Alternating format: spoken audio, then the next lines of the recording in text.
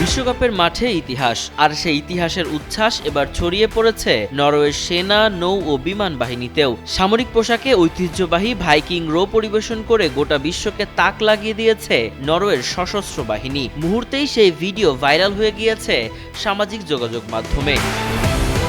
মজুব বিরাট কারবার, জিতে নাও ফ্যামিলি কার, sports bike ছাড়াও লক্ষ লক্ষ নিশ্চিত গিফট। ভিডিওতে দেখা যায় সবুজ পাহাড়ের ঢালে সেনা সদস্যরা, যুদ্ধজাহাজে নৌবাহিনীর সদস্যরা এবং বিভিন্ন বিমান ঘাঁটিতে বিমান বাহিনীর সদস্যরা একই ছন্দে প্রাচীন ভাইকিংদের মতো বৈঠা চালানোর প্রতীকী ভঙ্গি করছেন। একসঙ্গে উচ্চারিত স্লোগান যেন ফুটিয়ে তুলছে জাতীয় ঐক্য, সাহস এবং বিজয়ের গর্ব। এই উদযাপনের পেছনে রয়েছে নরওয়ের ফুটবল ইতিহাসের সবচেয়ে স্মরণীয় মুহূর্তগুলোর একটি। বিশ্বকাপের শেষ ১৬তে ৫ বারের বিশ্ব চ্যাম্পিয়ন ব্রাজিলকে ২-১ গোলে হারিয়ে প্রথমবারের মতো কোয়ার্টার ফাইনালে জায়গা করে নেয় স্ক্যান্ডিনেভিয়ান দেশটি। সেই ঐতিহাসিক জয়ের পর পুরো নরওয়ে পরিণত হয় উৎসবের নগরীতে।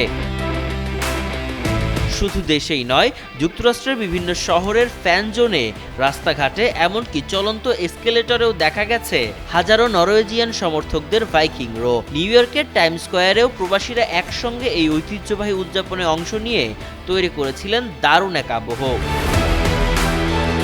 এদিকে নরওয়ের তারকা স্ট্রাইকার আর্লিং হল্যান্ডও সতীর্থদের নেতৃত্ব দিয়ে মাঠে নিয়মিত এই উদযাপন করছেন। এখন ভাইকিং রো শুধু একটি গোল উদযাপন নয়, এটি নরওয়ের জাতীয় পরিচয়, ঐক্য এবং লড়াকু মানসিকতার প্রতীক। বিশ্বকাপে নরওয়ের স্বপ্নযাত্রা যত এগোচ্ছে ততই আরো জোরালো হচ্ছে ভাইকিংদের বিজয়ের এই অনন্য গর্জন।